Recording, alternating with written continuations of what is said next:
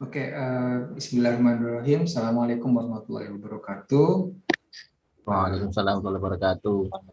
Selamat malam, salam sejahtera untuk kita semua, Ibu Bapak sekalian, kalian yang saya hormati. Syukur alhamdulillah malam ini walaupun telat dari waktu yang kita rencanakan, kita bisa memulai acara kita.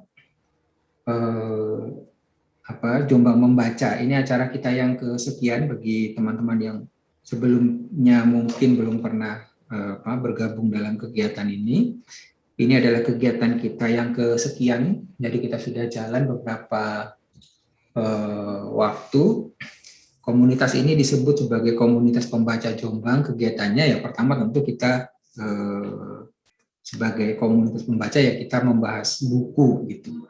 Kegiatannya tidak jauh-jauh dari buku. Yang pertama adalah Jombang Membaca seperti yang akan kita lakukan malam ini. Jadi ada satu atau dua orang yang akan kita minta untuk menyampaikan substansi atau isi suatu buku, lalu kita bisa mendiskusikannya.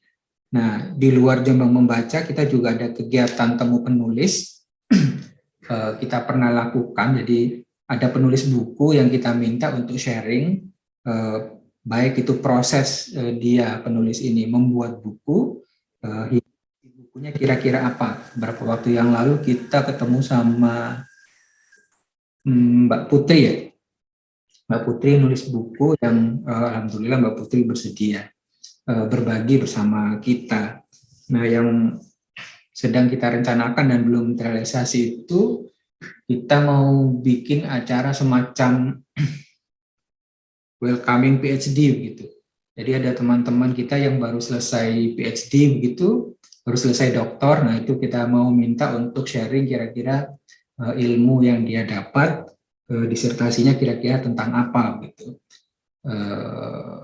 Nah, ini masih direncanakan. Beberapa teman yang sudah menyelesaikan doktornya sudah kita hubungi dan bersedia, sebetulnya tinggal ngatur waktu saja. Nah, kegiatan lain yang mungkin bisa kita lakukan ya kegiatan semacam mempertemukan antara penerbit buku ya, kita ajak untuk berdiskusi. Jadi saya tahu beberapa teman di Jombang ini punya naskah sebetulnya. Bu Hotim misalnya punya naskah puisi yang cukup banyak. Nah, tapi gimana sih karya-karya itu, naskah-naskah itu bisa dibukukan misalnya. Nah, makanya mungkin perlu juga kita suatu saat diskusi dengan penerbit buku, sehingga teman-teman yang memiliki naskah bisa terfasilitasi naskahnya sehingga menjadi suatu buku yang bisa didistribusikan, bisa dibaca oleh lebih banyak orang. Karena sayang kalau naskahnya itu hanya disimpan sebagai karya pribadi, seperti Botim disimpan sendiri, dibaca sendiri. Nah, kalau bisa dibukukan kan tentu akan lebih banyak orang yang bisa menikmatinya. Nah, Ibu Bapak sekalian, malam ini kita akan membaca satu buku yang berjudul Wahid Hasyim untuk Republik dari Tebu Ireng. Buku ini saya belum membaca isinya, tapi sekilas yang saya ketahui buku ini diterbitkan oleh kelompok penulis Gramedia KPG sebagai bagian dari kumpulan buku yang diterbitkan oleh tim Gramedia berkaitan dengan tokoh-tokoh atau pahlawan-pahlawan nasional. Nah, nanti kita akan mendengarkan Mas Dimas nanti akan berbagi kepada kita isinya buku ini apa sih? Kenapa sih kita perlu membaca buku ini? Di mana sisi-sisi menariknya? Walaupun nama Yai Wahid Hasyim sendiri sudah cukup kita kenal, tapi buku ini tentu sebagaimana buku-buku yang lain selalu menarik untuk dibaca oleh kita. Nah, sebelum Mas Dimas menjelaskan buku ini, kita akan didahului terlebih dahulu dengan pembacaan puisi. Jadi ini tradisi, kita sebut tradisi ya, dalam beberapa kegiatan kita selalu memulainya dengan kegiatan seperti ini. Jadi sebelum kita diskusi buku, ada teman yang akan membaca puisi terlebih dahulu. Nah, ini tradisi kita yang menurut saya baik. Ada sisi-sisi sastranya, ada sisi-sisi gimana ya. Nah, yang itu selama beberapa kali kita melakukan kegiatan selalu kita lakukan. Jadi ada orang yang membacakan puisi. Nah, malam ini yang akan membacakan puisi bersama kita adalah Mas Irfan. Mas Irfan adalah intelektual muda Jombang. Benar ya. Kemudian sedang S2 di UGM ya Mas ya. Arah ya Mas Irfan ya. Nah, akan langsung saja memberi waktu kepada Mas Irfan untuk membacakan puisinya di hadapan kita semua. Sudah siap Mas Irfan? Ya, siap. Puisinya puisi judulnya apa ini Mas? Ini 2 nggak apa-apa Pak ya? Oh boleh, lebih juga boleh. Jangan. Silakan Mas Irfan.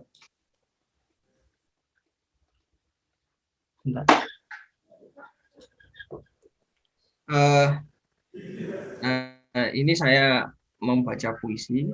Saya basicnya bukan seorang pembaca puisi, jadi kalau misal ada saja atau ada intonasi yang keliru mohon dimaafkan. Saya hanya ingin berpartisipasi dalam ini saja. Saya akan membacakan puisi 1, puisinya W.S. Rendra yang sangat saya gemari, judulnya Sajak Seorang Tua untuk Istrinya. Terus yang kedua, puisi dari teman saya, ya, teman diskusi saya, yang juga masih ada kaitannya dengan tema diskusi kita yang lalu, yaitu ada cuplikan kata-kata Khalil Gibran tentang bayang-bayang dunia. Yang pertama yaitu puisinya W.S. Rendra. Sajak seorang tua untuk istrinya. Aku tulis sajak ini untuk menghibur hatimu. Sementara kau kenangkan encokmu, kenangkanlah pula masa remajamu yang gemilang. Dan juga masa depanmu yang hampir rampung dan dengan lega akan kau lunaskan. Kau tidaklah sendiri dan terasing dengan nasibmu. Karena soalnya adalah hukum sejarah kehidupan. Suka dukamu tidaklah istimewa karena setiap orang mengalaminya. Ingat, hidup tidaklah untuk mengeluh dan mengaduh, hidup untuk mengolah hidup. Bekerja membalik tanah, memasuki rahasia langit dan samudra, serta mencipta dan mengukir dunia. Setiap dari kita menyandang tugas, karena tugas adalah tugas. Bukannya demi surga ataupun neraka, tetapi demi kehormatan seorang manusia. W.S. Rendra. Itu yang pertama. Yang kedua, waduh tegang banget ya. Orang asing.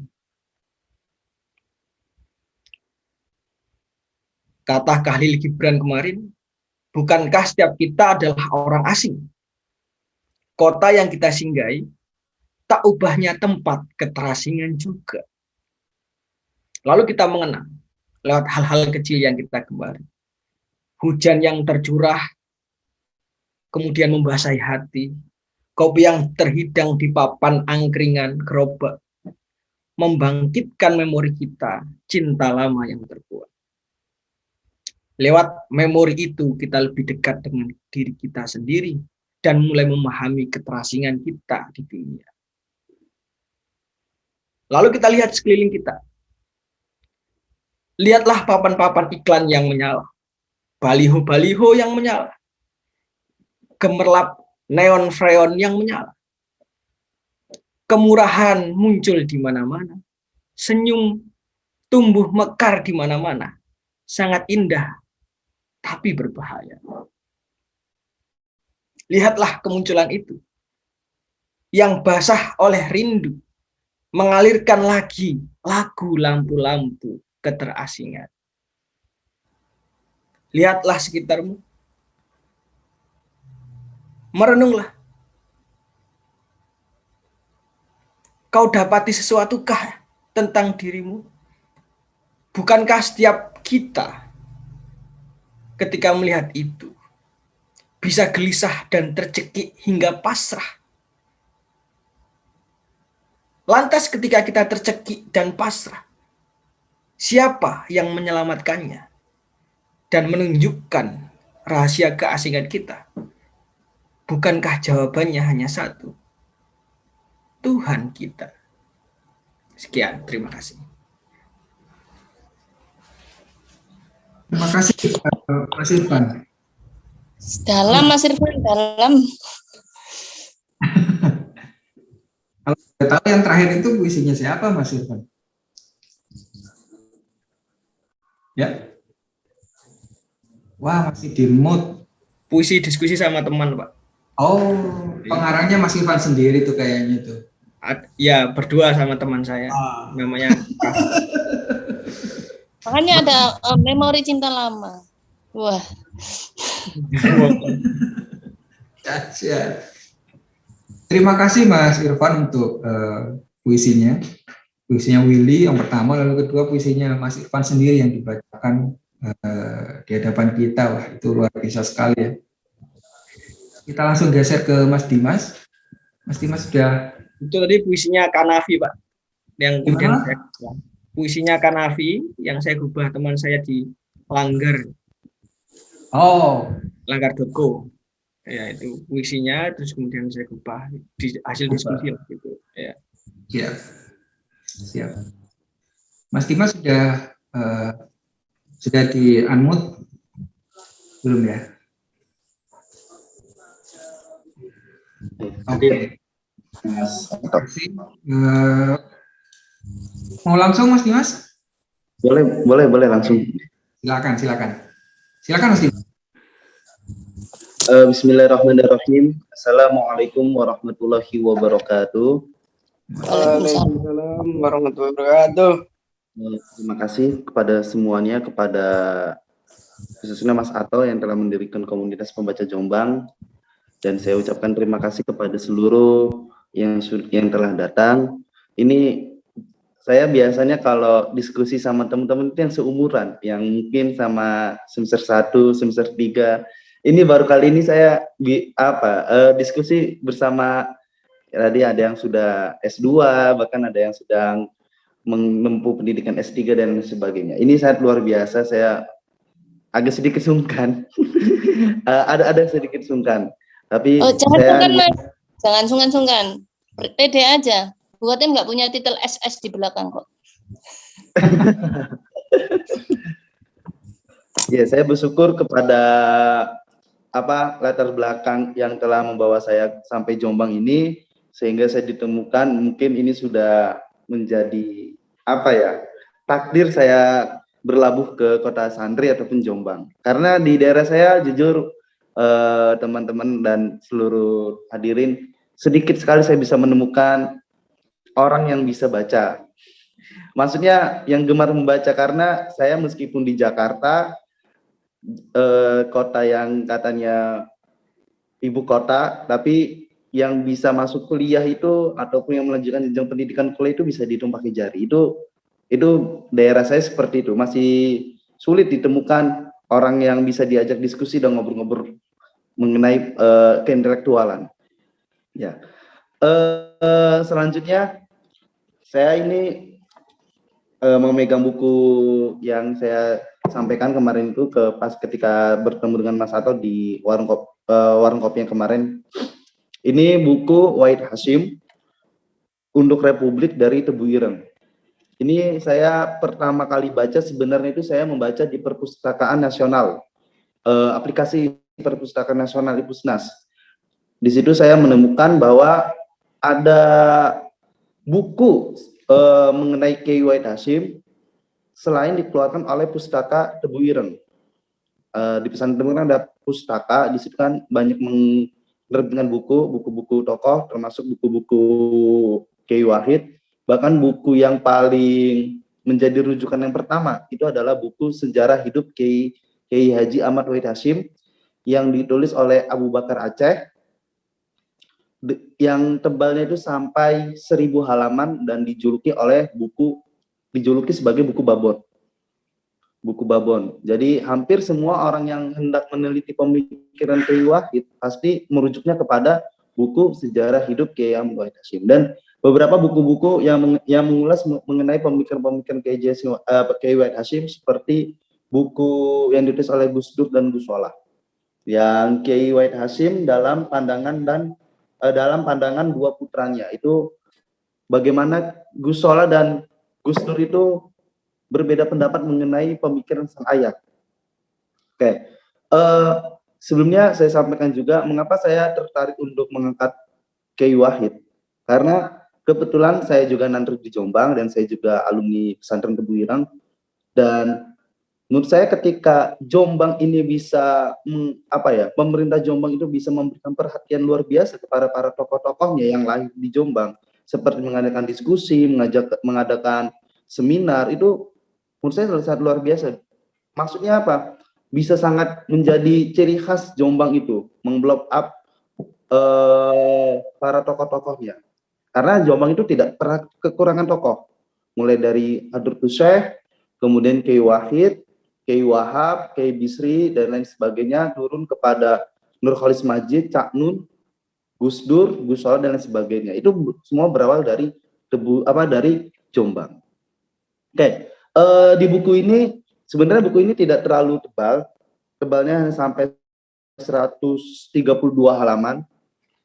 Kalau dikatakan terlengkap juga tidak, dikatakan paling original juga enggak, karena di buku ini adalah salah satu edisi khusus Tempo. Tempo itu melalui tim kepenulisan ini, sebenarnya ini adalah salah satu beberapa buku yang diterbitkan oleh Tempo juga. Maksudnya buku ini membahas beberapa biografi. Maksudnya nggak hanya biografi Kiai Wahid saja, ada biografi Wiji Tukul, Kartini, Muhammad Nasir, kemudian Jenderal Sudirman, dan lain sebagainya. Baik itu khususnya kepada para pahlawan periode pasca kemerdekaan dan pra kemerdekaan, itu ditulis oleh tim Tempo. Dan tim Tempo juga merasa sedikit kesulitan ketika menuliskan suatu pemikiran tokoh. Di sini diakui kalau semisal perbedaan antara buku yang ditulis oleh Pustaka Tebu Ireng mengenai pemikiran tokoh, mengenai para biografi tokoh, dengan buku yang di luar seperti yang saya pegang ini, buku dari Tempo ini, itu memiliki perbedaan. Kalau buku-buku yang ditulis oleh Pustaka Tebu Ireng itu seperti takhrij, bukan takhrij, bahasanya seperti kholasor ataupun bahasanya manakib, kayak suatu perjalanan gitu, perjalanan panjang seorang tokoh, dan itu isinya mengagung-agungkan. Jadi ya karena tokoh itu lahir dari Tebu Ireng dan ditulis oleh orang-orang Tebu Ireng, jadi seakan-akan terlalu mengagung-agungkan isi dari buku itu. Jadi tidak ada sikap kenetralan. Tapi kalau di buku ini saya menemukan bahwa karena Tempo adalah bukan media dari Tebu Ireng, bukan dari rahim Tebu Ireng, dia berbicara dengan fakta yang ada. Bahkan saya pernah berdiskusi dengan salah satu guru saya.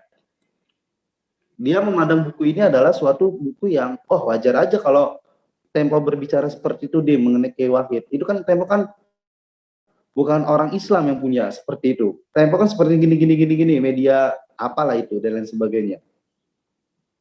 Nah, kepada Pak Musin, Assalamualaikum Pak Musin. Kalau mahasiswa jenengan Pak Musin yang tadi kuliah TPKI sore tadi, ngapunten. Oke, mohon melanjutkan.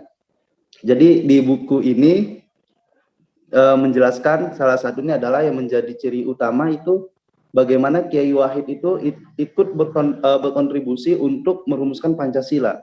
Yang mana Pancasila ini tidak terlepas dari tidak terlepas dari perdebatan panjang, baik itu dari sisi tokoh nasionalisme ataupun yang nasionalisme, sosialisme, dan yang dari agamanya. Nah, Kiai Wahid ini adalah salah satu dari panitia tim 9 Piagam Jakarta, yang di situ berisikan Soekarno, Bung Hatta, Muhammad Yamin, dan lain sebagainya. Termasuknya adalah Kiai Wahid Hasyim. Dan Kiai Wahid Hasyim di sini dijelaskan bahwa beliau ada satu-satunya tokoh yang mewakili pesantren untuk merumuskan Pancasila. Nah, ada salah satu kisah yang sangat menarik dari buku ini adalah ketika Bung Hatta, ketika sudah terbentuk Pancasila itu dengan silanya yang berbunyi kewajiban menjalankan kewajiban syariat Islam bagi pemeluk agama Islam, kurang lebih seperti itu. Kemudian datanglah para utusan orang dari Timur Tengah, dari timur itu dari agama Kristen dan sebagainya, itu mengatakan keberatan. Mengapa harus seperti itu sila pertama? Kalau misalkan masih seperti itu, maka kami akan bahasanya akan keluar dari NKRI. Nah, kemudian Bung Hatta itu mengirim utusan kepada Kiai Wahid. Kiai Wahid langsung mengatakan, silakan bisa diubah menjadi yang tadinya adalah kewajiban menjalankan syariat Islam bagi pemeluk agama Islam, diganti menjadi ketuhanan yang Maha Esa. Jadi ketika ada perselisihan itu, yang mana hampir Pancasila tidak bisa diterima oleh seluruh lapisan elemen masyarakat Indonesia, Kiai Wahid Hasyim itu tampil sebagai sosok ulama selaku perwakilan dari ulama pesantren, intelektual pesantren, ikut merumuskan. Kontribusinya sangat besar, dan sehingga saat ini keutuhan dasar kita, falsafah kita bernegara Pancasila itu masih bisa sangat relevan dengan kehidupan kita sehari-hari. Maka tidak kaget ketika Kiai Haji Salahuddin Wahid menulis suatu buku yang berjudul Memadukan Keislaman dan Kebangsaan.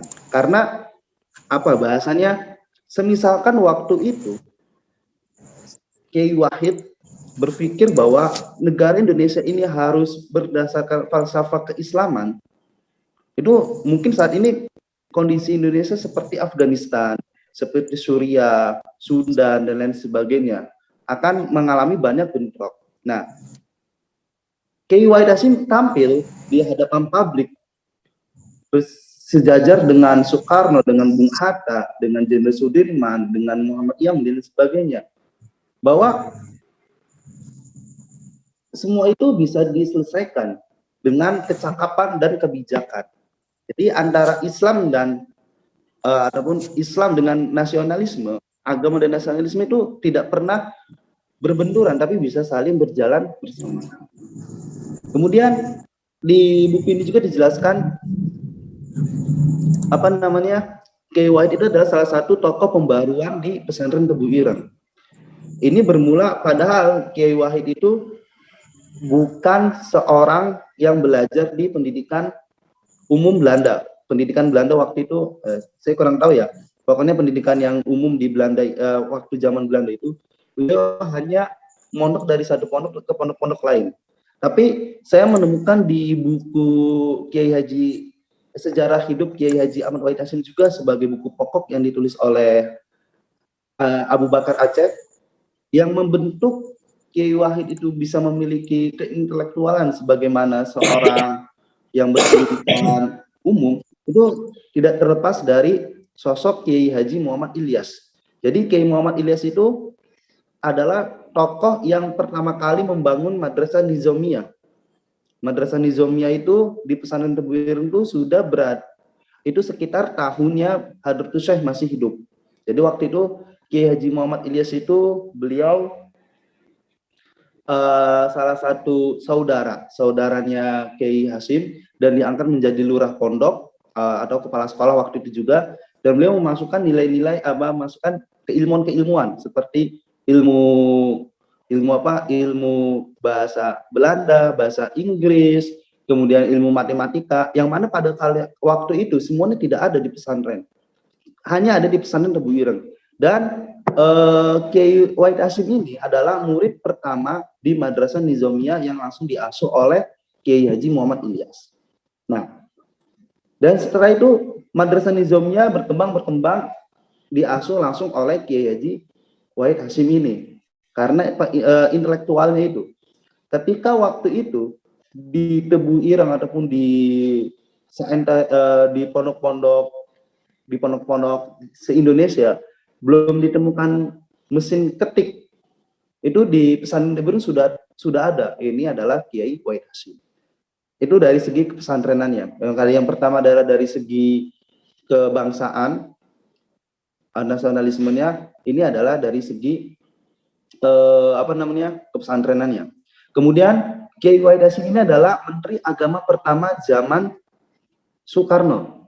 Jadi Kiai Wahid Hasyim itu tercatat sebagai Menteri Agama. Nah, waktu itu saya ini agak sedikit melebar ya. Kalau tadi itu sejarah hidup Kiai Wahid Hasyim, saya melebar kepada buku karya dari Kiai Haji Solahuddin Wahid dalam yang berjudul Memadukan Keislaman dan Kebangsaan. Di situ dijelaskan bahwa peranan dari Kiai Wahid Hasyim itu salah satunya adalah mendirikan Madrasah Sanawiyah. Madrasah Sanawiyah. Jadi waktu itu bagaimana pendidikan agama itu ada di di sekolah-sekolah formal, tidak hanya di pondok-pondok. Maka dimasukkan pendidikan agama itu, lalu dibuat suatu sistem sekolah yang bernama Madrasah Sanawiyah, kemudian kemudian naik jenjang menjadi Madrasah Aliyah. Nah, dari Madrasah Aliyah ini naik ke atas menjadi sekolah atau IAIN, Institut Perguruan Tinggi IAIN.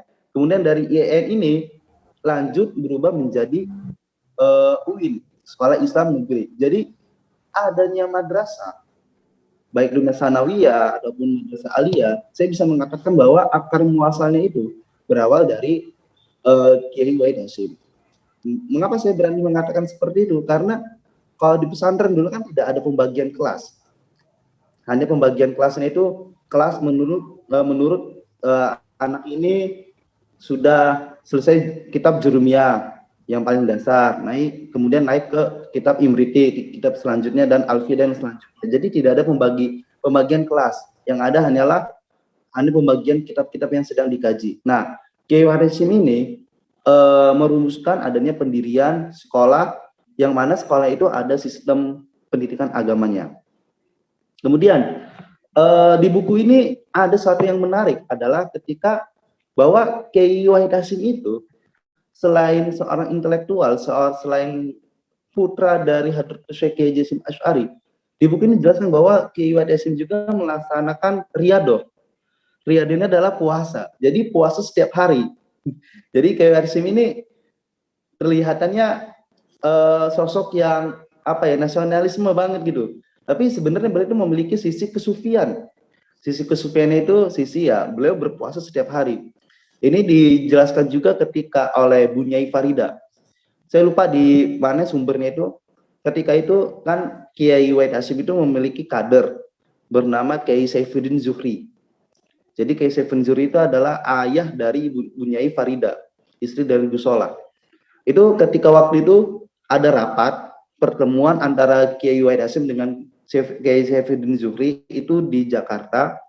Tapi ketika disodorkan makanan, Kiai Wahid Hasyim itu tidak makan. Nah, dari situ ternyata Kiai Wahid Hasyim itu adalah seorang yang melaksanakan riyadhah puasa. Kemudian di buku ini juga dijelaskan bahwa Kiai Wahid Hasyim itu seorang yang mahir organisasi, seorang organisator yang sangat aktif. Beliau itu memulai dari yang paling bawah. Ketika umur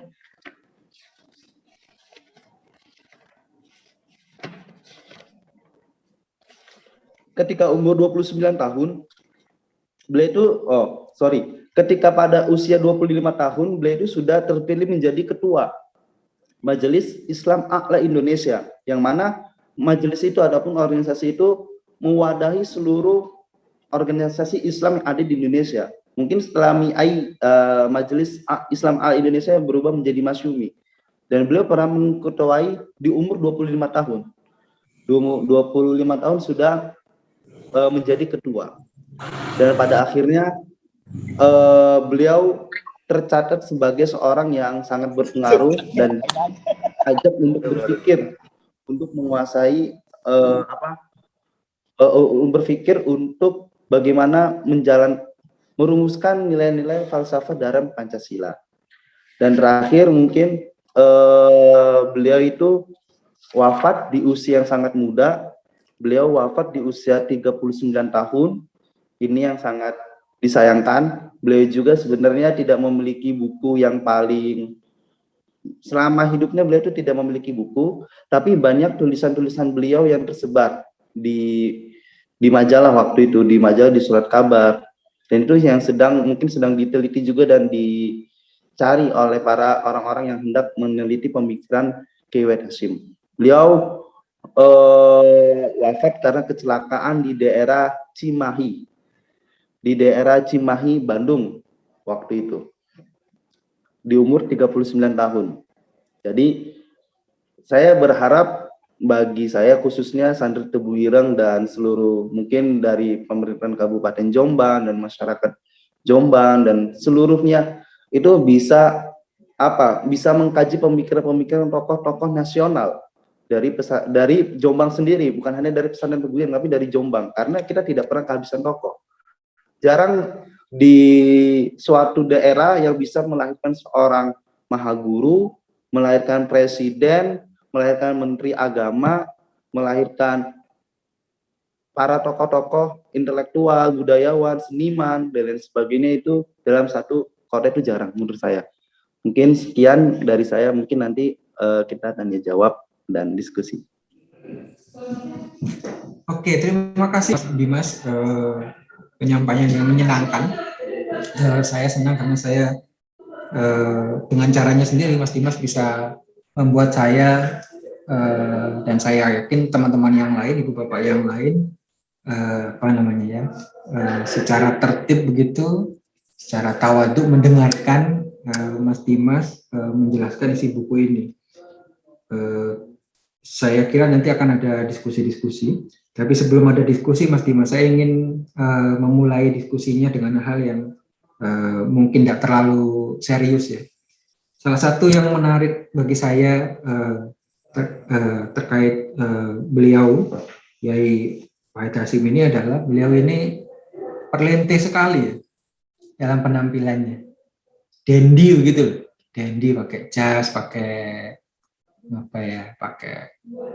ya tidak seperti kebanyakan tokoh-tokoh pesantren pada umumnya gitu kira-kira. Nah, apa yang membuat beliau kira-kira demikian ya? Apakah juga ini yang yang pada akhirnya membentuk putra-putri beliau seperti Gus Dur, Gus Solah dan lain sebagainya, yang juga yang perlente juga gitu. Kan ganteng banget kan beliau ini, Yai Wahid ini kan ganteng terus pakai jas, pakai sepatu gitu. Apa yang membuat beliau kira-kira begitu ya? Ini sebelum kita memulai diskusi dengan teman-teman lah, ini hal yang ingin saya ketahui walaupun mungkin tidak terlalu inilah ya. Gimana Mas Dimas? Ini juga saya pernah membaca, maksudnya sempat membaca bahwa ada yang bertanya ketika Kiai Wahid Hasyim itu sudah berumah tangga dengan Binai Sholihah di Jakarta dengan beberapa putranya termasuk Gus Dur dan Gus Solah. Ada yang bertanya, mengapa sih penampilan Kiai ini sangat nercis ya? Bahasanya seperti itu. Berpakaian jas, berpakaian rapi, dasi dan kopiah. Kadang juga beliau pakai celana atau pakai sarung, yang biasanya yang penting beliau itu atasnya pakai jas. Beliau berpendapat ketika ditanya seperti itu, beliau menjawab seperti ini. Bagaimana orang bisa menerima pemikiranmu dan percaya akan pemikiranmu kalau kamu dari penampilan saja sudah tidak dipercaya? Nah, ini jadi kepercayaan seseorang, orang ingin percaya kepada kita, ada percaya kepada kita bahwa omongan kita, pemikiran kita, gagasan kita bisa diterima dan bisa meyakinkan mereka. Salah satu berangkatnya kalau KYSB itu dari penampilan terlebih dahulu. Wah, ini meyakinkan bahwa orang ini serius dalam mengungkapkan gagasannya. Terlihat dari bagaimana dia menyikapi perhatian terhadap busananya, terhadap pakaiannya. Nah itu. Dan itu yang menurun kepada putra-putri beliau. Bagaimana ketika Gus Dur meskipun seorang santri, beliau juga memiliki pakaian yang mungkin bisa dikatakan sederhana dan sering juga menggunakan jas dan guswa dan lain sebagainya. Ini yang membentuk karakter.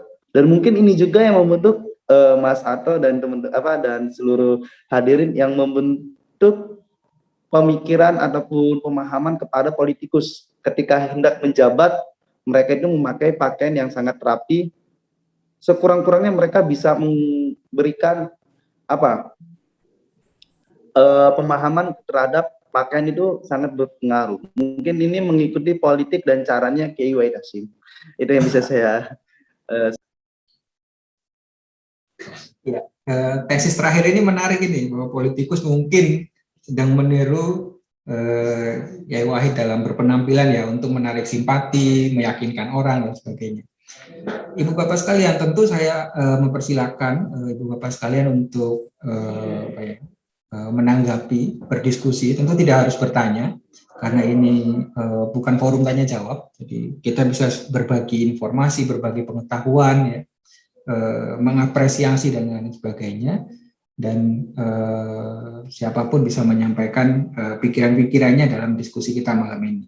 Saya mempersilakan barangkali ada ibu atau bapak yang berkenan untuk menyampaikan sesuatu. Saya lihat ada Pak Muhsin. Pak Muhsin adalah pengajar pemikiran tokoh kalau saya tidak salah di Unhasi setidaknya. Tentu barangkali Pak Muhsin berkenan untuk memberikan tanggapan atau apa begitu, berbagi pengetahuan kepada kita malam ini. Tentu kami akan sangat senang barangkali Pak Muhsin berkenan. Sebelum teman-teman yang lain ingin menanggapi.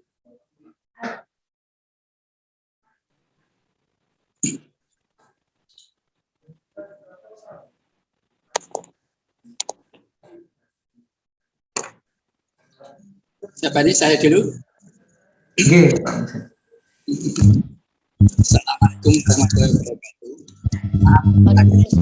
Saya Mas. Sebab tadi ada kegiatan lain di kampung, yang namanya kampung itu tidak bisa lepas dari selamatan. Begini, sederhana saja. Tahun 74, saya itu masih mahasiswa semester 1 di UNAS ini. Saya terlibat menyusun perpustakaan Wahid Hasyim yang sekarang ada itu. Jadi dulu itu saya yang pegawainya. Dalam menyusun buku-buku yang ada asalnya di gudang, kemudian ditata rapi, itu banyak saya ketemukan lembaran-lembaran kursus tertulis bahasa Inggris dan manajemen. Jadi ilmu bahasa Inggris dan manajemen, waktu itu diterbitkan Lembaga Kursus Bandung. Tahunnya saya baca itu sekitar tahun 1929 sampai 1934, sekitar itu. Maka wajar bahwa Kiai Wahid Hasyim waktu itu sudah pintar bahasa Inggris dan pandai berorganisasi. Itu dugaan saya. Kemudian saya tanya sama Kiai tua yang menangi Kiai Hasyim dan menangi Kiai Wahid. Kiai Wahid itu kan santri Pondok Kebireng. Waktu itu santri itu bisa dikatakan pengalamannya ya hanya ilmu agama saja. Mengapa bisa luas itu? Beliau itu mampu kursus bahasa Inggris sampai mampu berbicara. Kok sampai ke sana? Konon ibunya itu ternyata orang berpengalaman. Jadi Bunyai Hasyim itu dari Pondok Sewulan Madiun dan anak seorang tokoh juga. Jadi saya kadang-kadang ingat, oh betul bahwa peran ibu itu al-janatu tahta adamil ummahat, yang mempengaruhi perkembangan Kiai Wahid sehingga waktu itu dia sudah mulai berani keluar dari pemikiran-pemikiran pesantren. Artinya bisa belajar bahasa Inggris dan sebagainya. Ya, itu yang pertama. Yang kedua, saya itu pernah ngecek di antaranya almarhum Yai Samsuri dan beberapa kiai Manan dan sebagainya. Yai, gimana semangat Kiai Waqid Hasyim kok bisa pinternya kayak gitu, usianya masih muda. Konon kalau besok itu ada pertemuan, ada permasalahan, kemudian malam ini beliau mutola'ah, kok ngantuk. Nah, itu konon kaos yang dipakai dan sarung yang dipakai itu dibawa masuk ke jeding. Istilah Jawa masuk ke jeding, terus kembali lagi duduk di kursi membaca. Tujuannya apa? Supaya mata itu tidak ngantuk. Nah, gitulah. Artinya bahwasanya orang bisa berpikir luas itu apabila bahan bacaannya luas. Maka saya dulu pernah, Gus Dur itu menjadi sekretaris umum Pondok Tebireng mulai tahun 73 sampai tahun 79. Nah, kantornya itu ikut di kantor saya, di kantor perpustakaan. Saya agak dekat. Saya kalau melihat beliau membaca, jadi umpama besok itu akan ada pertemuan padahal masanya belum ketemu. Di perpustakaan itu bisa kuat semalam baca itu. Di perpustakaan Pondok Tebireng, padahal rumah beliau itu di Denanyar. Jadi akhirnya saya ambil kesimpulan bahwasanya mengapa keluarga Waqid Hasyim itu pinter, karena saya lihat semua itu kuat membaca. Yang saya saksikan itu Gus Dur, Gus Solah. Jadi Gus Solah itu sering kerja di kantor, katakan jam 12 pulang, sampai rumah tidak tidur, buat makalah. Kadang-kadang payah-payah dari Jakarta, dari Juanda ke Tebireng, saya pernah menyertai itu, nulis makalah sambil di kendaraan nulis makalah. Jadi saya ingat bahwasanya orang sibuk itu istirahat itu adalah pindah kerja. Jadi tadi rapat, sekarang pindah kerja menulis itu dianggap sudah istirahat. Itu diantaranya. Kemudian pikiran Kiai Waqid yang sampai sekarang belum tercapai itu beliau punya cita-cita bagaimana pendidikan di Tebireng itu bisa semacam Azhar lah tidak-tidaknya. Jadi bisa terkenal, punya nama di dunia internasional. Sayang usianya pendek, tidak sampai. Mudah-mudahan nanti generasi berikutnya bisa meneruskan. Saya kira cukup Pak, kurang lebihnya maaf. Assalamualaikum warahmatullahi wabarakatuh. Waalaikumsalam warahmatullahi wabarakatuh. Wah, terima kasih sekali Pak Muhsin atas berbaginya.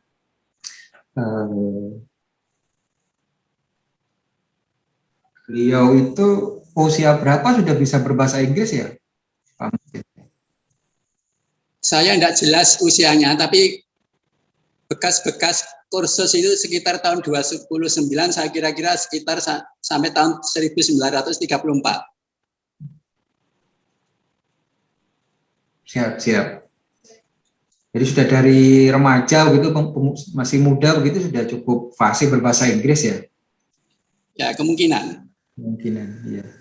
Makanya saya selalu cemburu kepada tokoh-tokoh itu karena mereka kok bisa kayak begitu ya, dahsyat-dahsyat begitu.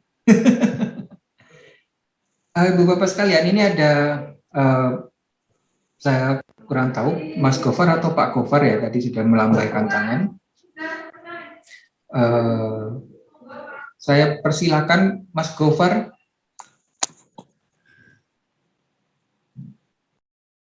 Masih di mute sepertinya Mas Gofar.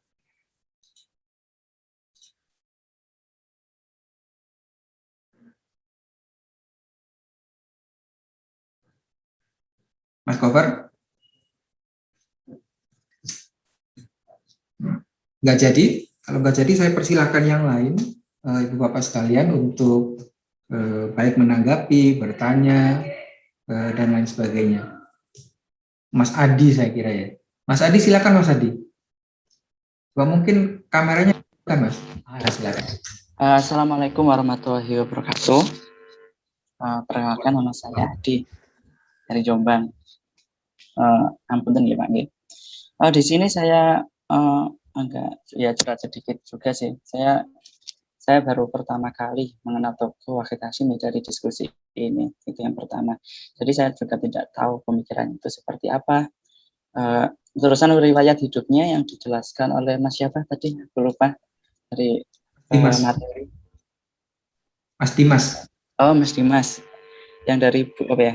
terbitan dari Tempo, yaitu Wahid Hasyim, dari masa kecilnya, dari kehidupannya, dari sejarahnya, terusan dia yang masuk dari mengikuti PPKI Panitia 9 dan memiliki gagasan tentang Pancasila ya, yang yang satu ketuhanan yang Maha Esa, yang syariat Islam. Mungkin pertanyaan saya itu yang ini kayak pertanyaan, mungkin juga saya masih terbatas ya untuk mengenal sosok beliau, tapi yang saya pahami dari informasi dari pemateri itu kan Wahid Hasyim itu juga dia bukan hanya intelektual akan agama saja, tapi dia dalam keislaman, keindonesiaan dan nasionalis pun ilmunya juga sangat banyak. Terusan inti dari pemikiran keislaman dan keindonesiaan, atau juga bisa dikatakan bagaimana kita berangkat untuk mempelajari tokoh beliau, dari karya-karya beliau itu kita mulai dari buku apa, mungkin ada rekomendasi atau bagaimana kita berangkat dari pemikiran beliau yang pemikirannya yang sudah dijelaskan. Yang pertama itu tentang pendidikan kayak sanawiyah dan lain sebagainya. Mungkin itu yang bisa saya sampaikan. Terima kasih. Wassalamualaikum warahmatullahi wabarakatuh. Waalaikumsalam warahmatullahi wabarakatuh. Terima kasih Mas Adi. Mas Dimas bisa menanggapi ya. Tentu salah satu pertanyaannya kira-kira jika ingin mempelajari Wahid ini ada referensi buku nggak Mas? Tentu selain buku yang Mas Dimas tadi jelaskan ya. Oke, terima kasih kepada Mas. Tadi siapa Mas yang bertanya itu? Mas Adi. Mas Adi. Nah, semisal kita untuk membahas mengenai pemikiran Kiai Wahid Hasyim, sebenarnya tidak sebanyak buku yang membahas pemikiran beliau itu tidak sebanyak putra beliau yang terutama Gus Dur ya. Gus Dur itu saya katakan sangat banyak. Saya bahkan pernah melihat sekitar 20 judul buku yang membahas Gus Dur, mulai dari kepenulisan secara ilmiah, bahkan dari bentuk novel. Tapi Kiai Wahid ini, kalau menurut saya, buku yang bisa sangat menjadi pedoman kita untuk bisa memahami pemikiran Kiai Wahid Hasyim itu yang paling lengkap untuk saat ini adalah karyanya Abu Bakar Aceh, yang sejarah hidup Kiai Wahid Hasyim. Itu yang menurut saya yang paling utama. Itu buku itu disebut oleh kita ini buku babon. Nah, kemudian kalau ada lagi buku karyanya Muhammad Rifai, judulnya juga biografi Kiai Haji Wahid Hasyim, itu juga menurut saya bagus. Kemudian ada juga terbitan dari Tebu Ireng, Pustaka Tebu Ireng itu ada namanya Revitalisasi Humanisme, Religius dan Kebangsaan Kiai Wahid Hasyim. Kemudian ada juga buku yang mana cetakan Pustaka Tebu Ireng juga. Ini tidak hanya buku ini tidak membahas biografi, tapi langsung kepada pemikiran-pemikiran Kiai Wahid. Di sini judulnya adalah Menjaga Martabat Islam. Di situ kumpulan penulisnya dari tim Pustaka Tebu Ireng itu sehimpun artikel ataupun esai dari Hadratus Syekh, kemudian dilanjutkan oleh Kiai Wahid, kemudian juga dilanjutkan dengan Kiai Salahuddin Wahid ataupun yang disapa biasa Gus Solah. Kemudian kalau untuk bisa memahami arah perpolitikan Kiai Wahid Hasyim ini, kita bisa mengambil buku karyanya Gus Solah yang berjudul Kiai Haji Ahmad Wahid Hasyim dalam pandangan dua putranya. Ini bagaimana Kiai Wahid itu dipandang oleh Gus Dur sebagai seorang tokoh yang sekuler dalam merumuskan Pancasila, tapi di debat ataupun ditentang oleh adik beliau sendiri dan putra beliau Kiai Wahid Hasyim oleh Gus Solah bahwa justru Kiai Wahid itu tidak sekuler, Bahkan beliau itu sangat agamis banget ketika merumuskan Pancasila tersebut. Buku ini cukup berat karena kalau menurut saya katakan yang buku yang terakhir saya sebutkan ini buku yang mana perdebatan panjang antara Kiai Haji Solihin dengan Kiai Haji Abdurrahman Wahid di surat kabar ketika tahun 90-an, insya Allah tahun 90-an saya pernah membaca. Tapi kalau untuk menurut saya Mas ya, kalau hanya kita ingin mengambil dari sisi biografi beliau saja secara utuh, yaitu rekomendasinya Kiai karyanya Abu Bakar Aceh. Atau kalau lebih simpelnya di jurnal-jurnal itu sangat banyak, tadi saya cek di jurnal itu mengenai pemikiran Kiai Haji Wahid Hasyim, tapi lebih kepada pembaruan pesantren, kemudian sikap moderatnya Kiai Wahid Hasyim untuk keberagaman agama di Indonesia. Itu saja. Oke, makasih Mas. Pertanyaan Mas Adi itu alhamdulillah bisa memancing Mas Dimas menyampaikan buku-buku apa saja yang perlu untuk kita baca. Dan alhamdulillah Mas Dimas bisa menggoda kita agar kita menyediakan waktu membaca buku-buku yang tadi disebutkan oleh Mas Dimas. Itu kalau buku babon itu jelas buku berat itu. Biasanya buku-buku babon itu buku-buku yang berat begitu. Tapi selalu menarik bagi pembaca yang serius. Nah, bagi pembaca yang tidak serius kayak saya begini Mas Dimas, kira-kira referensinya apa ya yang yang sebaiknya saya baca? Yang ya, buku ini yang kita kaji saat ini Mas Ato yang Pendidikan Tempo, menurut saya ini sangat bisa mudah untuk kalangan seperti kita yang hanya untuk bisa memahami, untuk lebih mengetahui, lebih kenal sosok dari Kiai Wahid Hasyim. Karena di buku ini saya senang kaya akan foto-foto. Kayak misalkan saya akan menunjukkan salah satu foto yang tidak pernah saya temukan di buku cetakan Pesantren Tebu Ireng. Ini adalah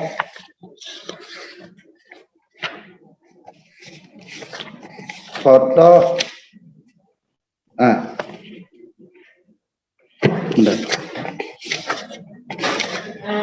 foto ini. Foto ketika Kiai Wahid Hasyim itu masih sangat muda, umur berapa ini? Sekitar umur 12 tahun. Ini foto yang mungkin menurut saya hanya bisa didapati di dalam kesepuhan pengasuh Pesantren Tebu Ireng. Jadi buku ini sangat hidup menurut saya, sangat hidup karena banyak foto-foto yang belum saya mungkin dari 2013 nyantri di Pesantren Tebu Ireng sampai saat ini baru menemukan foto-foto ini. Ketika ini seperti ini juga, ini adalah putra-putri Kiai Wahid Hasyim, berarti juga termasuk di situ ada Gus Dur, ada Gus Solah, kemudian ada Abu Laili, dan ada yang lainnya juga. Ini foto-foto kecil-kecilnya beliau semua, dan ini saya tidak pernah menemukan di buku-buku yang lainnya. Mungkin di buku Abu Bakar Aceh saya pernah melihatnya, tapi kan ngelihat buku Abu Bakar Aceh aja saya udah pusing. Soalnya sebenarnya segini buku Abu Bakar Aceh itu. Dan itu ditulis buku Abu Bakar Aceh itu 4 tahun setelah kewafatannya Kiai Wahid Hasyim. Oke, makasih Mas Dimas. Mas Irfan, silakan Mas Irfan. Ya, Assalamualaikum warahmatullahi wabarakatuh. Waalaikumsalam warahmatullahi wabarakatuh. Saya dulu itu pas lulus S1 itu sempat menulis skripsi yang judulnya itu Sejarah Pemikiran Gotong Royong. Studi kasus saya yang saya pilih itu DPR GR-nya, DPR Gotong Royongnya. Ya, di latar belakangnya itu juga menjelaskan sedikit tentang tokoh-tokoh nasional yang memiliki sumbangsih terhadap pemikiran gotong royong gitu, gotong royong ala-ala tahun 50 sampai 60-an. Itu. Nah, Kiai Haji Wahid Hasyim ini salah satu tokoh yang penting dalam menyumbangkan ide-ide tentang gotong royong, terutama dari basis Islam pesantren gitu. Nah, dia mempopulerkan Islam pesantren melalui wajah yang lain, wajah yang dalam tanda kutip dalam baju barat ya. Baju barat itu maksudnya pendidikan yang dia gunakan, ornamen pendidikan yang dia pakai ketika dia tampil di BPUPKI, ketika dia menjadi Menteri Agama selama 2 periode, bahkan ketika transisi dari zaman revolusi keris ya, tahun 49, 20 Desember 49 itu, dia menjadi Menteri Agama sebelum Natsir ya, sebelum Kabinet Natsir. Ketika Kabinet Natsir, dia menjadi Menteri Agama lagi. Itu sebagai satu perwakilan Islam yang kemudian terbuka wacananya. Itu catatan yang penting untuk melihat bahwa ternyata Kiai Haji Ahmad Wahid Hasyim ini dia adalah role model Islam yang pandangannya luas dan bisa kompatibel dengan orang-orang di negara lain. Buktinya di BPUPKI. Yang kedua adalah catatan dari Haji Abu Bakar Aceh. Haji Abu Bakar Aceh ini kan seorang filsuf, seorang pembaca. Saya juga karena saya sejarah ya, bagi saya sedikit banyak pernah membaca biografi tokoh yang menurut saya itu penting untuk diketahui. Nah, saya sedikit mengetahui tentang Wahid Hasyim dari buku Abu Bakar Aceh itu ya. Haji Abu Bakar Aceh ini bisa dibilang sahabat dekat secara politik Kiai Haji Ahmad Wahid Hasyim ya. Di luar politik saya nggak ngerti. Karena dia ketika menjabat sebagai Menteri Agama, dia Kiai Haji Abu Bakar Aceh ini dipasrai untuk mengurus pelayanan haji gitu. Pelayanan haji. Nah, karena saking dekatnya, beliau banyak bercerita secara personal yang mengupas tentang Kiai Haji Ahmad Wahid Hasyim ini. Nah, salah satunya tahun 1935-an Kiai Haji Abu Bakar Aceh ini pernah mengatakan bahwa pada tahun 1935 maksud saya Wahid Hasyim, Kiai Haji Wahid Hasyim ini pernah punya mimpi untuk pesantren itu harus belajar, seluruh pesantren ya yang besar harus belajar bahasa-bahasa suatu umat ya. Umat itu maksudnya orang luar juga, nggak hanya bahasa Arab tapi juga bahasa Inggris dan lain sebagainya. Dan itu akhirnya terwujud di salah satu pesantren di Jakarta. Dia membentuk satu cabang perguruan Tebuireng ya. Terus ada yang dinamakan dengan kursus bahasa-bahasa yang namanya itu An-Nizam. Bahasanya itu bahasa asing, ada bahasa pokok pra kemerdekaan yaitu bahasa Belanda, bahasa Inggris dan bahasa Arab. Jadi tahun tahun 30-an harusnya itu Wahid Hasyim sudah bisa menguasai 3 bahasa yang bisa terdeteksi. Bahasa Belanda dan bahasa Inggris. Dan bahkan Abu Bakar Aceh ini sempat mengutip pernyataan dari Wahid Hasyim, entah ini benar atau salah, dalam bukunya. Dia mengatakan kalau barang siapa yang mengetahui bahasa suatu golongan, ia tidak akan mudah dijajah atau diperkosa oleh golongan lain. Diksinya itu dengan kata-kata diperkosa oleh golongan lain begitu. Itu kan menunjukkan bahwa seorang santri juga harus punya pandangan yang mendunia gitu, dalam pengertian termodernisasikan. Biasanya kata-kata modernisasi berkebaruan kan istilah-istilah Muhammadiyah ya. Nah, NU itu melalui Wahid Hasyim itu ternyata sangat terbuka sekali, yang sehingga wajar saja ketika Gus Dur itu Kiai Haji Abdurrahman Wahid itu mengatakan seperti sekuler, padahal menurut saya itu adalah satu strategik gitu ya. Itu terus dia juga pembaca yang rutin, dia hampir di setiap meja kerjanya di Kementerian Agama menurut Abu Bakar Aceh itu ada majalah-majalah dari lintas bacaan, termasuk dari Harian Rakyat orang-orang PKI pada saat itu. Ada yang dari, kalau dulu Panjebar Semangat, terus Daulah Rakyat, Harian Rakyat, Panji Pustaka, dan majalah-majalah pustaka yang lama lah. Itu selalu ada. Di samping Sautul Hijaz, Al-Taiful yang majalah-majalahnya orang-orang Arab kabar dari Mekah gitu. Itu. Terus catatan dari Gus Dur juga kalau di apa yang menulis tentang Gus Dur itu ada yang namanya Greg Barton ya. Greg Barton ya. Dia menulis buku biografinya Gus Dur ya. Di catatannya Greg Barton itu mulainya begini. Gus Dur ketika kecil itu dia sudah suka musik Beethoven. Itu. Nah, akhirnya Greg Barton bertanya, dia kok suka musik Beethoven itu dari mana? Kan Beethoven itu kan orang Jerman ya, orang luar ya. Kok bisa suka si Gus Dur ini? Oh, ternyata bapaknya itu punya semacam gramofon gitu loh, apa? Lempeng musik gitu loh, yang apa? Yang piringan gitu. Itu yang bernama Willem Eskander Buehler gitu. Artinya kan Wahid Hasyim, Wahid Hasyim ini juga suka gramofon gitu. Nah, masalahnya produksi gramofon pada saat itu rata-rata itu keroncong dan musik-musik yang sangat klasik ya, yang jarang sekali produksinya itu dari orang-orang Indonesia musiknya. Itu menurut saya satu sisi bahwa ternyata Wahid Hasyim sama seperti tokoh-tokoh lainnya, Muhammad Natsir dan lain sebagainya, dia memegang erat budaya lokalnya, tapi sangat terbuka dengan ilmu-ilmu yang masuk dalam dinamika pembentukan pemikiran nasionalisme. Ya, itu catatan yang menurut saya yang saya perlu untuk meng-share-nya. Terima kasih. Makasih Mas Irfan berbagi menambah pengetahuan kita.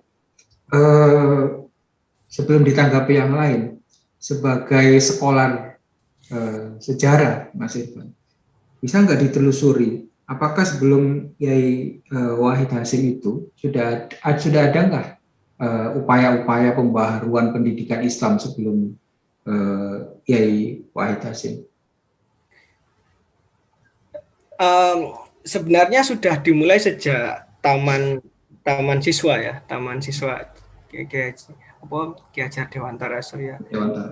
Jadi ada namanya majalah itu namanya Pusura ya, Pusura. Koran-koran Pusura, koran-korannya taman siswa itu banyak ada kajian fikihnya, tanya jawab bagaimana halal haram dalam menyikapi bercampurnya laki-laki dan perempuan. Terus bagaimana kalau sekarang kita kan dulu ketika internet masuk desa, kita kan para orang tua itu khawatir anaknya kalau internetan terpengaruh negatif gitu kan. Dulu ketika radio masuk ke desa itu sempat ada kekhawatiran yang ditulis oleh Ki Hajar Dewantara. Bagaimana cara dia menerapkan satu strategi supaya yang mendengar radio tidak kena mudorotnya radio, seperti orang yang melihat YouTube tidak kena mudorotnya YouTube. Itu pada saat itu dirumuskan strategi pendidikan. Sebelum itu sebenarnya juga sudah ada langkah-langkah progresif ya, yang berbentuk pola pendidikan yang terpusat ya, yang dilakukan oleh Kartosoewirjo dan kawan-kawannya. Yang kemudian lulusan dari mereka itu oleh Hoso Kraminoto ya. Nah, yang lulusan dari mereka itu rata-rata dari santri eksklusifnya Hoso Kraminoto membentuk satu barisan namanya Young Islamiten Bond dalam semangat pendidikan. Jadi embrio Islam berpendidikan atau sekulai ya, untuk menerapkan sekolah ala Belanda itu sudah ada bibitnya sejak tahun 19 pasca politik etis ya, terutama tahun 1902-an itu sudah mulai ada. Tapi penerapannya kalau politik etis edukasinya kan untuk memenuhi lapangan kerja Belanda kan. Tapi sekolah-sekolah pribumi itu untuk mencerdaskan kehidupan bangsa. Nah, kalau tokoh-tokohnya banyak, misalkan kalau yang lainnya yang di luar Islam, misal Kartini atau Siti Ayu Sundari, bahkan Budi Utomo, itu sudah berusaha untuk mewujudkan itu. Nah, kalau kaitannya dengan Islam ya menurut saya yang digawangi oleh Masyumi ataupun NU secara pesantren yang digawangi oleh Kiai Haji Wahid Hasyim itu. Kalau dari keratonnya ya Ki Hajar Dewantara. Itu kalau menurut saya sih, ya itu. Makasih Mas Irfan, menambah pengetahuan kita. Nah, Ibu Bapak yang lain, saya persilakan jika ada hal yang ingin disampaikan. Tentu sekali lagi tidak harus bertanya ya, karena bisa menyampaikan berbagi pengetahuan seperti disampaikan oleh Mas Irfan tadi, tentu akan memperkaya pengetahuan kita bersama. Masuk Pak Ketua. Siap. Cak J namanya. Sayang kameranya tidak dihidupkan ini. Dihidupkan dong Pak J. Horor nanti. Iya Pak Ketua. Silakan silakan. Ya, saya jujur saja salut kepada tokoh-tokoh Kebireng. Jadi kalau mau sebenarnya kalau di Jombang ini baru ada mulai dari kakek, putra, dan cucu itu kalau mau dilangsungkan ketiganya adalah pahlawan. Itu di Jombang ini, di daerah lain belum tentu ada. Di daerah lain, provinsi lain, bahkan mungkin negara lain belum tentu ada. Mulai dari kakek, bapak, cucu, itu menjadi tokoh bangsa. Ini yang luar biasa. Nah, ini sambil menyimak, jujur saya mengambilnya ini ada baca-baca sedikit ya. Ada tulisan tidak tahu dari mana ini. Nah, saya download aja, cuma download yang saya dapatkan dari serbasejarah.wordpress.com. serbasejarah.wordpress.com. Saya cermati kenapa Yai Wahid Hasyim, putra-putra beliau, sangat luar biasa dalam sisi keilmuan juga. Ternyata Yai Wahid Hasyim sudah sejak kecil memang yang kita mungkin lemah ya, itu suka membaca.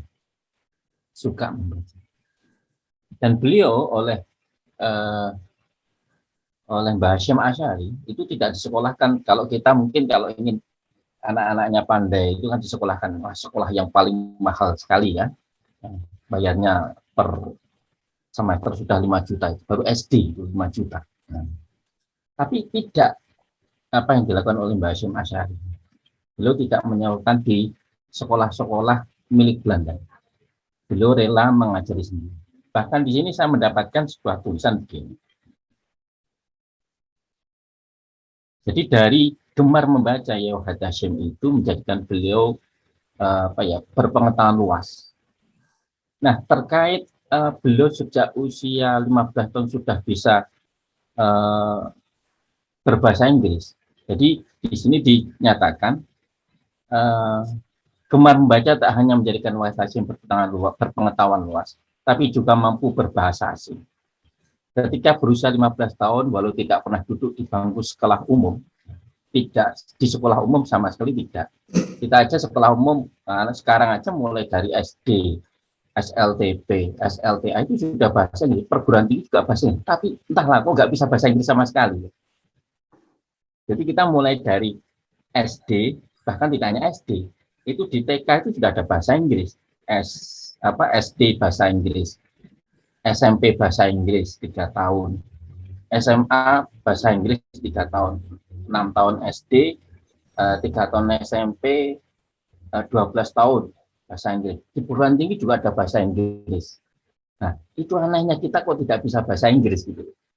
Sampai sekarang suruh ngomong bahasa Inggris jelas belepotan. Logatnya ada logat Madura, ada logat Jawa. Tapi Yai Wahid Hasyim meski tidak pernah sekolah umum, tapi ia bisa berbahasa Inggris. Ia sudah mengenal huruf Latin dan menguasai 2 bahasa asing, Inggris dan Belanda. Kedua bahasa asing itu dipelajarinya sendiri melalui majalah dalam dan luar negeri. Nah, ini kadang-kadang kita ketemu koran bahasa Cina aja sudah, dibuat bungkus saja. Koran bahasa Cina itu mending dibuat bungkus saja. Atau koran The Jakarta Post lah. Saya tuh pernah dulu menemukan koran The Jakarta Post di sebuah sekolah itu pasti masih bagus sekali. Jadi tidak pernah rusak koran The Jakarta Post itu. Korannya bagus. Nah, karena tidak ada yang megang. Kalau Jawa Post, memorandum itu pasti usuh itu. Japos, memorandum, Surya itu pasti lusuh. Ini di Jakarta itu masih tetap baru gitu. Tidak ada yang megang. Paham aja enggak gitu. Nah, kedua bahasa asing itu dipelajarinya sendiri melalui majalah dalam dan luar. Yang berperan tadi yang disampaikan oleh beliau Yai Muhsin itu, yang berperan membuat Yai Wahid ini bisa berbahasa Inggris, bisa berbahasa Belanda adalah ibunya, Bunyai Nafikoh. Beliau yang meminta orang Eropa yang bekerja sebagai manajer di pabrik gula di Cukir itu mengajari putranya bahasa Inggris dan Belanda. Hal itu dimaksudkan oleh Bunyai Nafikoh bahwa agar Yai Wahid kelak bisa masuk pergaulan elit di perkotaan. Nah, jadi pemikiran Bunyai Nafikoh itu Masya Allah sudah jauh 10 tahun yang akan datang. Jadi sudah jauh 10 tahun yang akan datang, Yai Wahid ini harus mampu berada di komunitas yang luar biasa. Kalau saat ini mungkin kita, anak-anak kita tidak hanya membaca, tapi bagaimana dia berinteraksi dengan teknologi. Karena suatu saat, ngapunten, hari ini anak-anak kecil itu 10 tahun yang akan datang, itu bukunya bukan buku cetak, PDF, e-book semuanya. Jadi e-book itu tidak akan memenuhi rak lemari kita ya.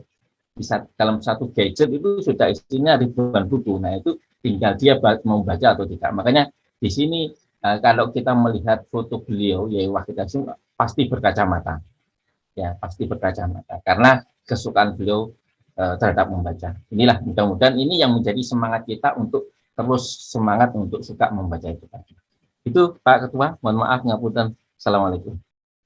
Waalaikumsalam warahmatullahi wabarakatuh. Sayang kameranya nggak dihidupkan ini Cak J. Kita nggak bisa melihat siapa di balik nama Cak J ini. Malam-malam horor Pak Ketua.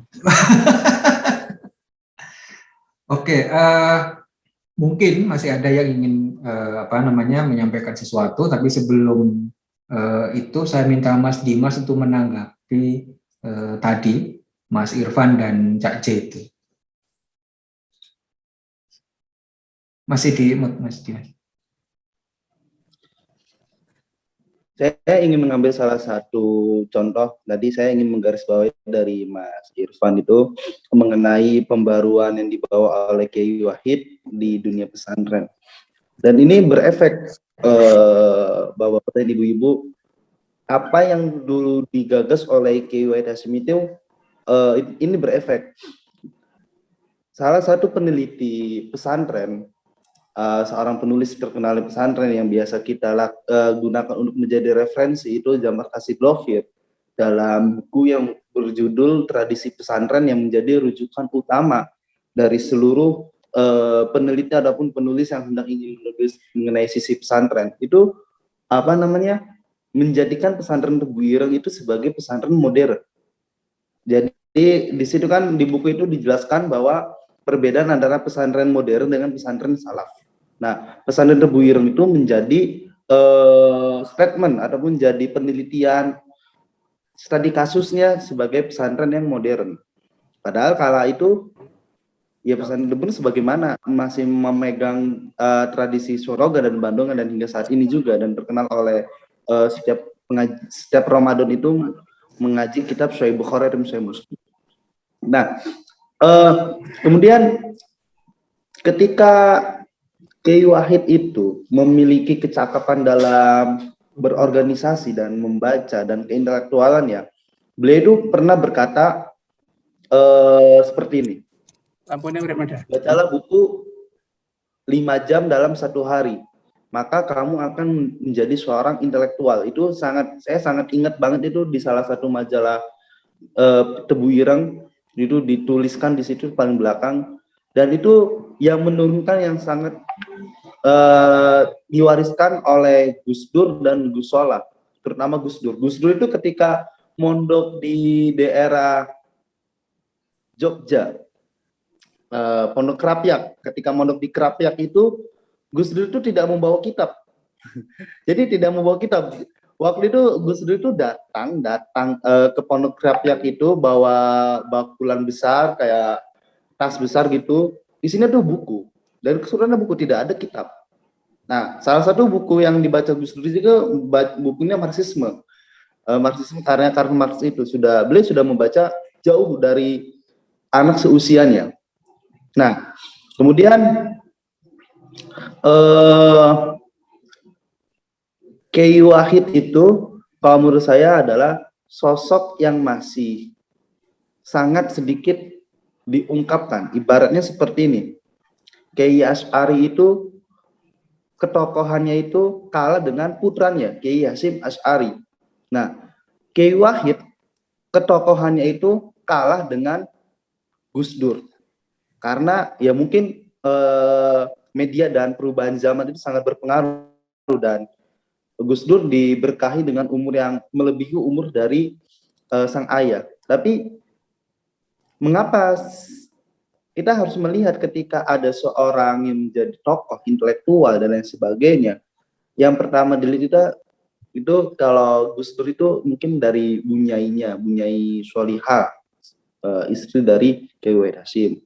Dan bagaimana Kiai Wahid Hasyim itu mendekatkan minat baca kepada putra-putrinya itu. Jadi ketat. Di buku ini tuh dijelaskan bahwa setelah zuhur ya, setelah pulang sekolah itu, putra-putrinya Kiai Wahid Hasyim itu sebenarnya Gus Dur, Gus Soleh itu dilarang untuk keluar rumah. Hanya ada 2 pilihan. Kalau nggak tidur siang, baca. Kalau tidur siang itu tujuannya itu untuk untuk nanti sore bisa ngaji diniyah ataupun ngaji Quran. Nah, Gus Dur ini yang paling nakal. Di buku ini dijelaskan Gus Dur ini yang paling nakal. Siang itu bukannya waktunya tidur, tapi dibuat manjat pohon. Jadi di rumah Kiai Wahid Hasyim itu ada pohon mangga. Beliau manjat Gus Dur itu. Manjat itu tujuannya apa? Untuk baca, biar nggak diganggu sama saudara-saudara dengan ibunya. Nah, manjat, baca buku, ketiduran. Setelah ketiduran itu jatuh, kakinya patah. Nah, kakinya patah itu Gus Dur itu dibawa ke rumah sakit. Nah, selama semalaman itu di bawah rumah sakit itu, Gus Dur itu ditemani oleh Kiai Wahid. Tiba-tiba dari bayang-bayang lorong-lorong rumah sakit itu dengan keadaan gelap, ini begini dijelaskan. Itu datang seorang sosok laki-laki yang menemui Kiai Wahid. Ditanya, jadi pertemuan itu sangat singkat, tidak lama. Ditanya sama Gus Dur, ayah itu siapa? Kata Gus Dur, itu adalah Tan Malaka. Jadi Kiai Wahid Hasyim itu sangat dekat dengan tokoh-tokoh kiri juga. Itu adalah Tan Malaka. Nah, kemudian yang Cak Jo itu, untuk saat ini prosesi untuk Gus Dur di Tebu Ireng itu yang mendapatkan gelar pahlawan nasional itu saat ini baru, kalau misalkan kita ziarah ke makam Gus Dur itu situ ada 2 bambu runcing. Yang satu itu di makamnya Kiai Wahid, satu lagi itu di makamnya kalau enggak Kiai Yusuf Hasyim atau Kiai Kholik. Sebenarnya itu bambu runcing itu milik Hadratus Syekh. Tapi karena dipindahkan ke makam itu. Tapi itu sejatinya milik Hadratus Syekh.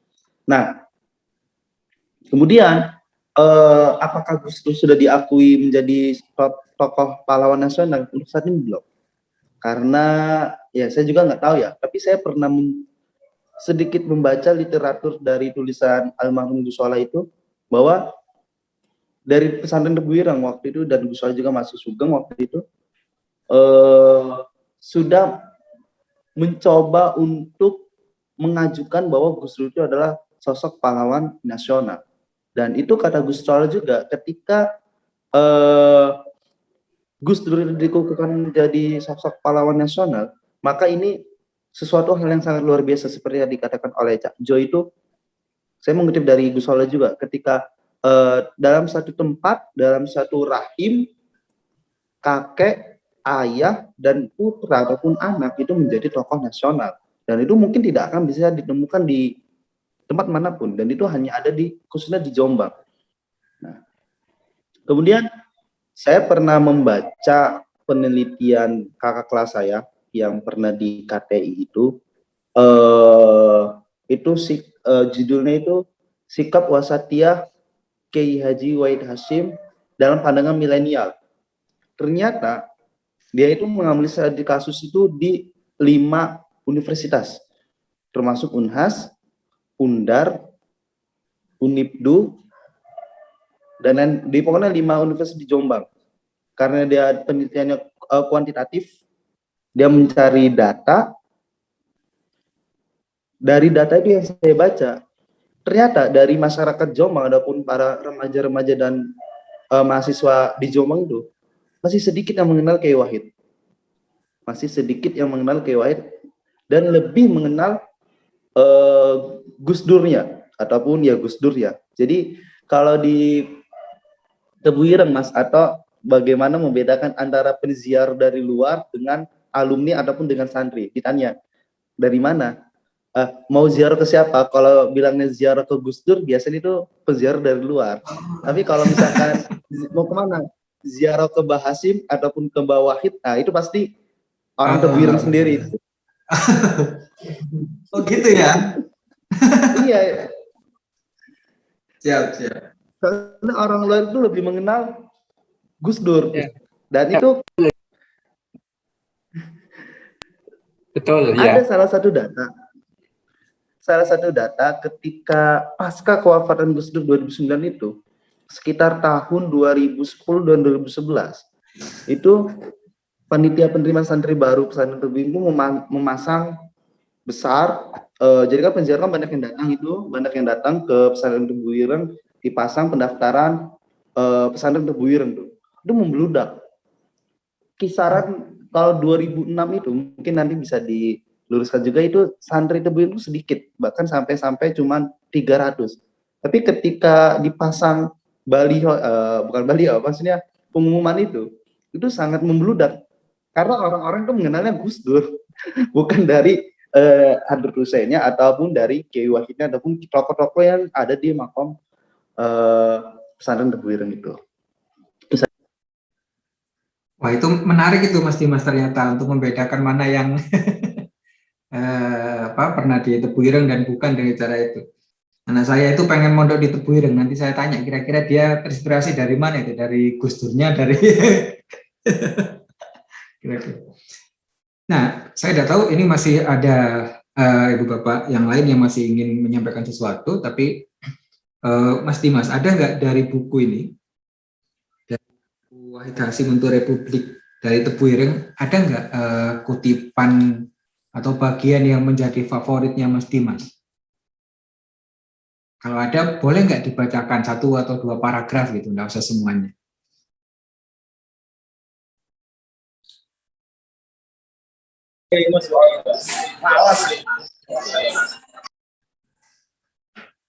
Saya carikan dulu ya. Soalnya saya banyak mendapatkan, saya pilih dulu. Oh iya. Banyak kutipannya ya. Silakan. Oke, sambil nunggu Mas Dimas, barangkali masih ada Ibu Bapak sekalian yang ingin menyampaikan sesuatu. Kita sudah 1,5 jam, jadi untuk diskusi virtual, apalagi membahas buku, diskusi 1,5 jam itu sudah luar biasa begitu. Kecuali kita membahas sesuatu yang populer begitu, 1,5 jam mungkin tidak begitu terasa, tapi mendiskusikan buku dalam waktu 1,5 jam secara virtual lagi. Ini menurut saya suatu yang luar biasa. Nah, sayang Bu Hotim tadi sudah pamit duluan. Padahal tadi saya mau minta Bu Hotim, karena Bu Hotim ini suka bikin puisi. Tadi saya pengen minta Bu Hotim untuk menutup diskusi kita nanti lewat puisi. Saya Bu Hotim sudah buruan pamit ya. Gimana Mas Dimas? Masih bingung menentukan pilihan? Oh, saya mendapatkan salah satu kutipan yang semenjak saya membaca buku di Pusnas juga saya sangat tertarik. Di sini ada satu pernyataan diucapkan menjelang akhir pidato. Jadi kan beliau kan sangat ulung dalam berpidato. Ketika ini pidato, saya menjelaskan dulu lah latar belakang dari pidato ini ya. Pidato ini ketika itu beliau sedang memimpin Majelis A'la Indonesia. Beliau itu sangat kalem dalam menyampaikan pidato tersebut dan tidak berapi-api. Di situ hadir dari para ulama dan pengurus 13 perkumpulan organisasi, 13 organisasi perkumpulan organisasi Islam kala itu. Nah, di kala itu kan dalam artian 13 organisasi Islam yang besar yang ada di Indonesia itu memiliki kepentingan pribadi dan pribadi, memiliki kepentingan pribadi. Di tengah-tengah itu beliau itu menyampaikan bahwa persatuan Islam Indonesia itu sangat diperlukan untuk mengusir penjajahan Belanda. Karena ini pidatonya pada tahun 941 di Solo pada tanggal 5 sampai 7 Juli acaranya itu. Nah, di akhir pesannya itu Kiai Wahid Hasyim itu memberikan salah satu kutipan di pidato ini, dijelaskan bahwa satu untuk semua dan semua untuk satu. Satu untuk semua dan semua untuk satu. Itu kutipannya dari Kiai Wahid ketika berpidato di Majelis Islam A'la Indonesia yang dihadir oleh 13 pengurus ataupun 13 organisasi Islam besar kala itu. Jadi bagaimana beliau itu sangat menginginkan persatuan yang hadir di tengah-tengah Indonesia dan untuk bisa mengusir penjajah. Semua satu untuk semua dan semua untuk satu. Kemudian dilanjutkan, bersediakah kira-kira umat Islam Indonesia untuk itu, untuk bersatu maksudnya. Jadi sangat diplomatik banget ketika beliau menawarkan itu.